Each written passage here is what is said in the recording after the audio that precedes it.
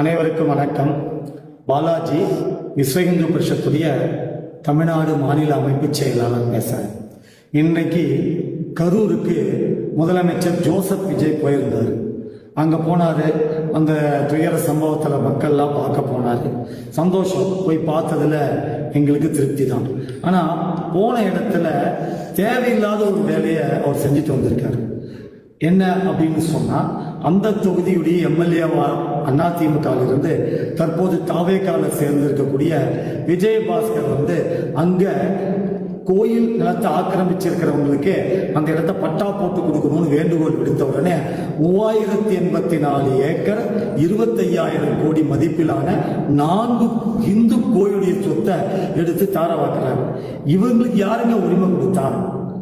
என்ன, இந்த இடத்த பட்டா போடுறதுக்கு இவங்களுக்கு யார் உரிமை கொடுக்க சொல்லி? இப்படிப்பட்ட ஒரு வேலையை அவர் செஞ்சது இந்துக்களுடைய மனசு ரொம்ப பாதிச்சிருக்கு.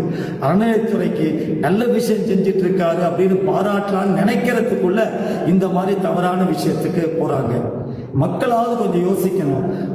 கோயில் சொத்துல இருக்கும், அந்த கோயில் சொத்து நம்மளது இல்லை, அது கடவுளுடைய சொத்து. அந்த சொத்தை நாம போய் ஆக்கிரமிக்கலாமா?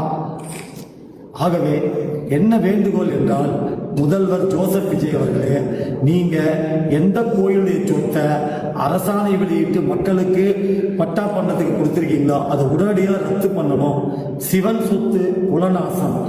இந்த இடத்தை ஆக்கிரமிச்சிருக்கவங்க, இந்த இடத்த பட்டா போலான்னு உரிமை கொடுத்திருக்கிற உங்க அரசாங்கம், இது எல்லாமே சிவன் மேல நீங்க கைய வச்சீங்கன்னு சொன்னா இது குலநாசத்துல விடியும்.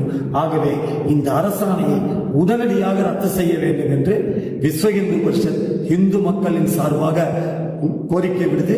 இந்த விஷயத்தை நீங்க விடலைன்னு சொன்னா விஸ்வ இந்து பரிஷத்தும் அனைத்து இந்து அமைப்புகளும் தொடர் போராட்டம் நடத்தி இந்த விஷயம் முடிகிற வரைக்கும் நாங்கள் விடமாட்டோம் என்று பொதுமக்கள் சார்பில் கேட்டுக்கொள்கிறோம்.